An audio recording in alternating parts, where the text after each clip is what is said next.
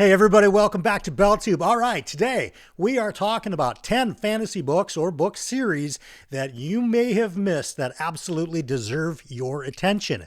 Now, a couple of things before we get into this list today.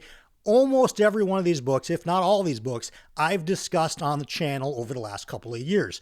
But I know how it goes too. You probably watch a lot of BookTube and a lot of new titles come at you all the time. And maybe something you've seen over here has fallen on the back burner kind of over the last year or two. Here's your reminder. Here's, some books that I've curated for you that are just so excellent, but you might have missed them.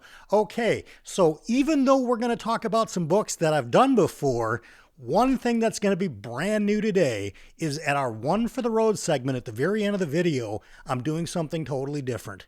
Normally, if you'll recall, I do all of them off the top of my head, just thoughts that occur to me that I want to share with you guys, the BellTube community. Today, on the other hand, we're going to do something a little bit different, and I'm going to read you something somebody else recently wrote this week, because I think it's hugely important, and it fits the vibe of the channel pretty well. So everybody, grab a beverage, hot or cold, I don't care. Let's have some fun today, and let's go on an adventure.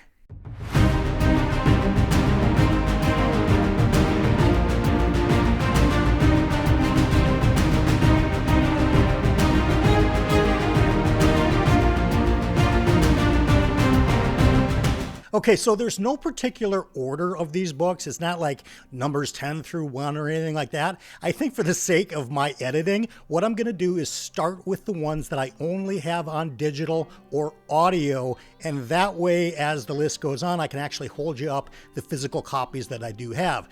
The first book and the first series that I want to share with you today is by author Stephen Blackmore, and this is an urban fantasy book called Dead Things, and it is book 1 in the Eric Carter series. Yeah, so like I said, urban fantasy, this one is going to hit every basically trigger warning out there. It's got sex, drugs, and rock and roll all the way through it, so if you're somebody who's sensitive, you'll probably want to move on to my next recommendation. But if you're somebody that doesn't mind that stuff, and you like pulpy urban fantasy with just everything is laid out there for you, it leaves nothing to the imagination in terms of graphicness. The Eric Carter books are terrific. Eric Carter himself is a necromancer, which is a very unique skill in this world. He's based in Los Angeles, and he's only returning to Los Angeles after leaving because he's found out his sister has been murdered and he needs to go back and solve that crime. But more importantly, there's all kinds of things going on behind the scenes that he's slowly becoming informed about and finally finds himself directly in the mix of. One other really cool thing I want to mention about the Eric Carter books is they do things with pantheons of gods that I've not seen anywhere else. They focus on the Mexican pantheons and on the South American pantheons, and it's very different than what we've all, become used to, the Norse gods and the Greek gods and the Egyptian gods. This goes far closer to home for us if you're in the States. I think you're going to love it. These books read really fast. I read them all in ebook. That's why I've got the graphic up here. Dead Things is book 1 of Eric Carter. You should check it out. Let's move on to the next one. And the next one is a book that I've discussed on the channel a bunch of times. This is a standalone book, so this isn't something you need to make a huge commitment for, but it's by author Scott Hawkins, and this book is called The Library at Mount Char. This may hands down be the weirdest single book I've ever read in my entire life. I want to say that I read the first half and maybe I listened to the second half on audio. Be that as it may, it was several years ago. And this author is kind of one and done. He's never wrote anything since, I think, except for a couple of computer programming books. But the premise of this standalone novel, and if you want a standalone novel that kind of blends fantasy with horror and urban fantasy as well, you're gonna find it here. It takes place in America, and where we start off with is this woman, Caroline, who's been raised with a bunch of other kids in this mystical library, all governed by this figure called Father. Now, we think Father might be God, but we're not sure. And what we discover right away in chapter 1 is Carolyn has realized that Father has gone missing, and that could create all kinds of chaos and havoc for everybody in the world, and she takes it upon herself to solve this mystery. along with her other siblings, who are one weirder than the next. This whole story is frankly completely bizarre, but if you are a reader that likes the weird, if you're a reader that likes strange stuff that you haven't read before, the library at Mount Char might be a hit for you. If you're somebody who hates horror, this may not be it, but if you like a little bit of a taste of it, give it a shot. All right, what's up next? Next up, we are going to get into, I like this one a lot. I'm going to actually hold up two books, and they're out of order on my page, so bear with me here. All right, this next couple of books, and we'll start off with book one, is Lit RPG, but as I've said before, this puts the lit in Lit RPG. Of course, I'm talking about the book series Meet Your Maker by authors Jonathan McLean and Seth McDuffie. This is book one, just called Meet Your Maker Volume 1. Here's book two, it's called Meet Your Maker Volume 2. So what's this one about, Brian? Why should I read more Lit RPG? Well, I'm gonna tell you. First of all, I will share with you that I've listened to both of these on audio. I recommend, if you're an audio fan, that's the way you do it. Why? Because Jonathan McLean, the author, is also the voice actor. And he's bonkers good, you guys. I don't know what he doesn't do. He's a stage actor. He's a Hollywood actor. He's been on a ton of TV shows that you know. He co-wrote the script for The Outfit, which is a 1950s based kind of mystery thriller movie, which is on all the major streaming channels. Jonathan has narrated over 350 audiobooks. The man knows what he's doing, and you can tell from the first page of Meet Your Maker that he's exceptional as a voice actor. The story, basically, we've got this guy named Bruce Silver, who is an author, and he's writing this long fantasy epic series, which I think you and I can probably relate to as readers, that as he gets deep into the series, he decides for himself, is this all life is? I want to do something else besides writing this epic fantasy. And he does what everybody does. He kills off his main character, he ends the book, and he basically burns the whole thing to the ground. Which is fine, except for the next morning, him and his personal assistant wake up in the world of Riftbreaker that he has created in the novels, and he finds himself essentially being the main character who has just been killed off in this world, and he owes a lot of people a lot of things, and some people aren't all that happy with him.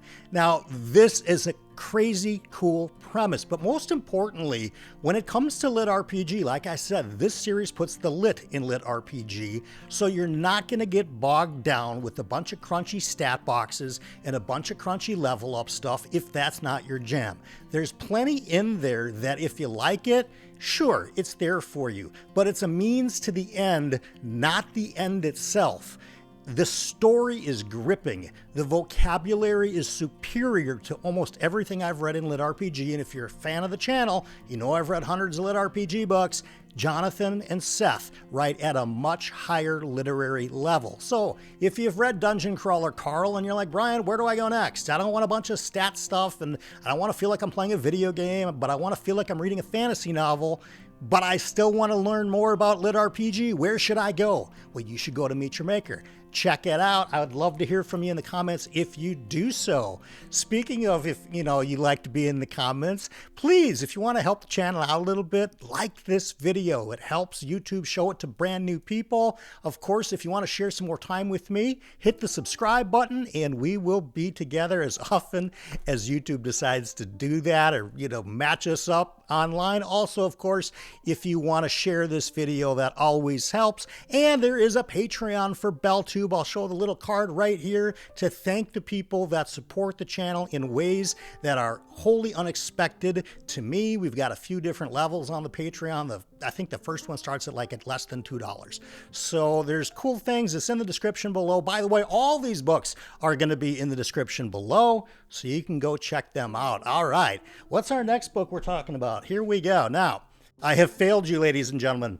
I do not have book one because my niece stole it from me from my library back there. So I'm going to show you the most recent book, and it's book 12, and we thought it was going to be the final book. But apparently Richard Kadrey has other things up his mind and just wrote the manuscript and is done with book 13. Of course, I'm talking about the Sandman Slim series, and the book that I'm holding right now is book 12. This one's called King Bullet.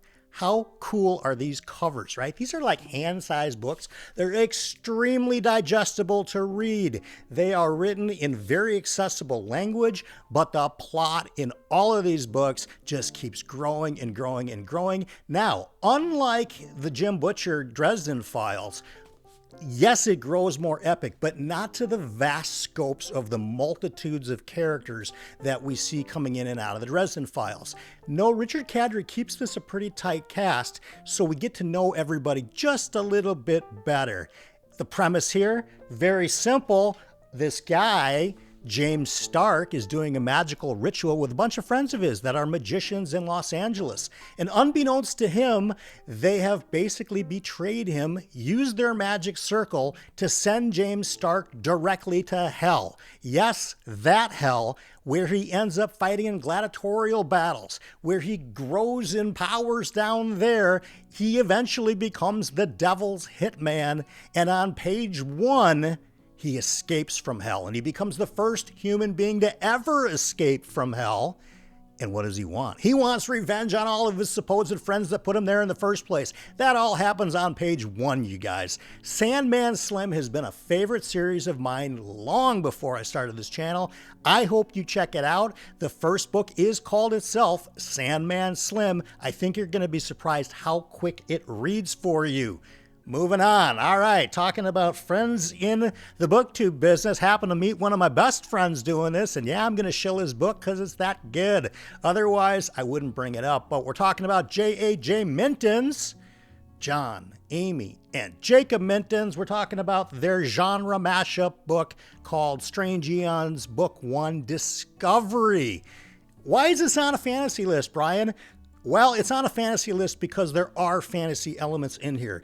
It's mostly a genre blend, and it's maybe the most genre blending book I've ever read. And that's saying something, because I've read lots of books, but this has science fiction, this has cosmic horror, this has urban fantasy, this is set in the 90s, and it is quite good.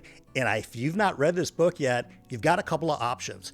Number 1, you can go out and get a physical copy. Link will be in the description. Number 2, they just announced, in collaboration with Podium Entertainment, the audiobook is coming out on December 9th, and they're taking pre-orders for it right now, and I'll have it in the description below on Audible. But here's what you don't know. We're going to have a party. We're going to have a release party here on BellTube, not only with John, Amy, and Jacob Minton, but we're going to bring in a bunch of the voice actors because there's 7 of them in this book. No, this is not narrated by a single person. This is narrated by 7 people. We're bringing a ton of them onto the live stream on Tuesday, December 9th.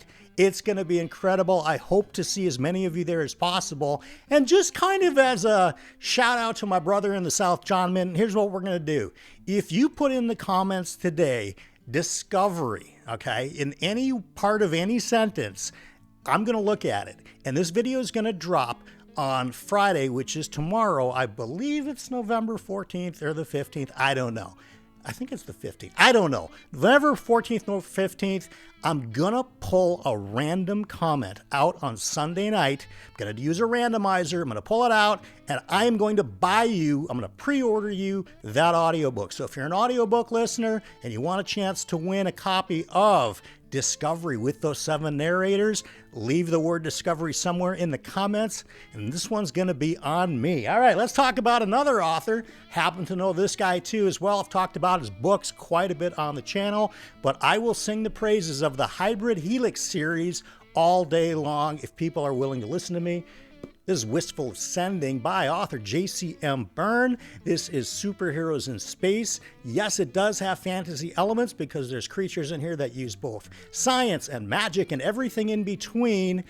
This is a great, fun read. If you are somebody like me that reads a lot of space opera, reads a lot of techno stuff, reads a lot of epic, big world fantasy, the Malazan fans out there, the Realm of the Elderling fans out there, the Wars of Light and Shadow fans out there, you know as well as I do, sooner or later your brain needs a little bit of a break and you got to slow down and have some fun. That's what the Hybrid Helix series is all about. Wistful Ascending. I've got all the other ones back behind me on the shelves. I recommend this a ton. As far as I'm aware, and I could be wrong, but nobody that's taken me up on this book in terms of a recommendation has come back to me and said, I really didn't like that book. All I hear is, that book was a ton of fun. I can't wait to read, book 2. And a lot of people do it like I do, and they just space them out in between these bigger reads because it gives us something to look forward to as we're going through them. All right, what do we got next? Ooh, this is one that I'm not even finished with the series yet, but it's so good I had to bring it up. I am currently starting book 3, I think in January, but the series that I want to share with you today is the Books of Babel by Josiah Bancroft. This is book 1 called Senlin Ascends. Now, I thought this was just going to be some kind of a steampunky adventure with somebody named Senlin ascending a tower, because that's what I really get from the cover, which, by the way, is an incredibly cool cover. I was blown away about the level of detail that Josiah Bancroft has put into this book and really into the first 2 books that I've read. There's 4 books in the series. I'm halfway through it, probably not by page count because I think books 3 and books 4 are both longer than this one. But I am having a blast with this because the tower itself is really is almost both a combination of world building and its own character in ways that I can't really tell you because of spoilers. But do yourself a favor and check this out. Josiah Bancroft is an excellent writer. When I was reading this, when you read a lot of Jenny Wirtz or you read a lot of Scott Erickson or Robin Hobb, you become a little bit spoiled when it comes to the command of the English language. Well, Josiah Bancroft does as well, and he does it in a story which is very unlike those other 3 that I just mentioned. Senlin Ascends, book 1 of the Books of Babel. I think you should take a look at it. Let's talk about another book. This is one of my favorites because 1, it's a killer story. 2, book 2 is coming out sometime towards the end of 2026, so you do not have to worry about waiting forever. As a matter of fact, I asked her before I filmed this video this morning if she thought it would be coming out sometime in 2026, and she said optimistically yes. Of course, I'm talking about The Legends of the Bruhai. Book 1, called The Bloodstones, is by author Tori Tekken, fellow Minnesotan. This is good stuff, you guys. Tori knows how to write. She's going to be in the description below, both for this book, if you want to click on it, and her channel. Her YouTube channel is phenomenal for booktube stuff. I'm sure if you're watching me, you're familiar with Tori's channel already. If you're not, I beg you to check it out. What do we have here with the Bloodstones? Well, we have epic fantasy. The first page, or the first couple of pages, we have these 3 young brothers who are watching a public execution, and the blood is running through the stones, thus the name of the book, The Bloodstones. And we get into epic fantasy here in a way that is very Eastern, I want to say Asian inspired, but not derivative. So it's unique, but it's got that flair to it. There's magical academy stuff in here, but done differently, not in the oh snooze, it's another magical school story, because it's not. There's a couple of different, settings that this book takes place in with just a handful of POVs. I want to say there's like maybe only 3 of them, which is terrific because if you're coming off of reading huge epic fantasies and someone were to tell you that this book is basically focused on a handful of characters, that's terrific. It's a lot less, scrolling back to the dramatis persona page to remember who's who. But don't kill yourself. Don't kid yourself. Definitely don't kid yourself. This is phenomenal. She grips you in with these stories that for one reason or the other, I can't pick a favorite character because I like them all so much, and I can't wait to find out what she does in book 2, The Queen's Wolf. That's coming out sometime, we think, towards the end of next year.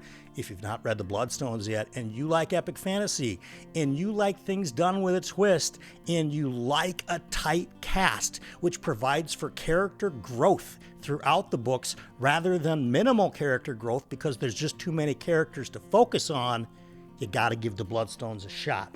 All right, speaking of tight cast, speaking of books that aren't overly long, that don't overstay their welcome, but bring you an incredible story in what others take 10 books to do. Daniel Abrahams essentially has done this with the Long Price Quartet in 4 books. I'm holding up the physical copy of book 3, which is The Autumn War. This happens to be my favorite in the series.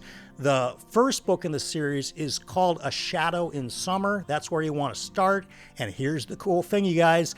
These books aren't like even 300 pages, okay? The entire series will take you less time to read than One Wind in Truth by Brando Sando, and it's better. I have to tell you, the deep dive into the character stories of this as they go through generations, because they start off in book 1, A Shadow in Summer. We're dealing with children, basically. But between each book, about 15 to 20 years-ish has gone by, roughly, and we follow where those characters have last left off. There's incredibly sophisticated themes and incredibly deft writing that goes on in the Long Price Quartet, and you've heard other people on BookTube maybe talk about it, but if you want something that will leave you better for having read it, this is something you need to check out. And again, the books are so short, you got nothing to worry about. You just get right in and you have a blast. Let's talk about a trilogy that is not short. These are long books. There's 3 books, but I think by word count, it's probably closer to 5 books. But if you like epic adventure, if you like seeing fantasy tropes get turned in every position, sideways, upside down, diagonally, any way you think about it, that gives the whole genre a twist on its head, where you think you know what's going on with the Chosen One, where you think you know what's going on with religious wars and political machinations and everything like that. And you say, well, Brian, I've read all of that before. I promise you haven't. This is The Forgetting Moon, book 1 of the 5 Warrior Angels trilogy by BookTube's own Brian Lee Durfee. Of course, this is published by Simon & Schuster Saga Press. If you weren't aware, these are not short books. And you guys, book 1's the shortest of all of them, but they're so good. What he does with characters is incredible to me. I've never read anything quite like the 5 Warrior Angels. I will tell you, without a doubt, I'm putting this down because this thing is a brick to carry, but I have never, ever read so many batshit crazy battle scenes as I have in book 2 and book 3. Nothing even comes close to the crazy imagination that Brian Lee Durfee has when writing epic battle scenes, and they just go on and they go on and they go on. And I'm not even a person that's all that much into action within the books. I prefer the dialogue, I prefer the character growth, I kind of prefer the overarching plot, where the story's headed, where the themes of the book might take my mind. But I gotta shout out Brian Lee Durfee here. This guy writes action like nobody's business and drew me in, and I just said page after page, I can't believe this is happening. I can't believe he just did this. Yeah, he went there. Very cool stuff. The 5 Warrior Angels. That's the 10th book series. Let's do it one for the road today. Like I promised you guys, this is one that I didn't write. This is one that I didn't come up with on my own, but 2 days ago when this released on the internet, I said to myself, you know what, for this week's video, I gotta give the BellTube community something that I have personally found very, I'm gonna say, both invigorating and assuring that I feel like my mentality has been on the right track since starting these one for the roads. I'm going to put my glasses on, so congratulations. I can actually read this. I should probably tell you who wrote this first, right? So this was written just a couple of days ago by Berkshire Hathaway CEO Warren Buffett. If that name means nothing to you, he's one of the most successful investors in the history of the world. He is basically the pride of Omaha. He is one of the very first billionaires that came out, but his mentality has never been like all the other billionaires out there. He drives around old cars. He lives in a humble house. The money has never really been the point with him. And I want to read you a little segment of his final letter that he wrote to his shareholders over at Berkshire Hathaway this week, because I think it's profound and I think it's meaningful and I think it can apply to all of us. Here's a few final thoughts by Warren Buffett. He says, one perhaps self-serving observation, I'm happy to say I feel better about the second half of my life than the first. My advice: don't beat yourself up over past mistakes. Learn at least a little from them and then move on. It's never too late to improve. Get the right heroes and copy them. He goes on to say, greatness does not come about, let me repeat that. Greatness does not come about through accumulating great amounts of money, great amounts of publicity, or great amount of power in government. When you help someone in any of thousands of ways, you help the world. Kindness is costless, but also priceless. I'm going to read that line again. Kindness is costless, but also priceless. Whether you are religious or not, it's hard to beat the golden rule as a guide to behavior. That's powerful stuff from Warren Buffett, and I think that is a message that I've tried to impart as much as I can here on this channel, because a lot of people ask me, why do you do these one for the roads? Because this is supposed to be about books. And then I have about as equal amount of people saying, you know, Brian, I don't really care so much about the book recommendations, but these one for the roads give me that little boost that I need sometimes throughout my day, that I can go back and watch them and feel like there's somebody on the other side of the camera that maybe gets where I'm coming from a little bit. And I hope that's the case. I hope these one for the roads you find to be useful and not condescending, because that's where I'm really coming from in all of this, is really from my heart to yours. You guys, that's what I've got for you. I'd love to know in the comments, what are some books out there that you think have been missed by the general population that really deserve attention? As you know, I get a lot of recommendations from you guys in the comments, so leave them there. I'll answer them. I'll, talk with you there. Don't forget, throw that word discovery into the comments. I'm pulling a random winner out Sunday night. Someone's getting a free audiobook done by seven narrators. So that's what I got for you today. Stay positive, everybody. And of course, here's your fortune.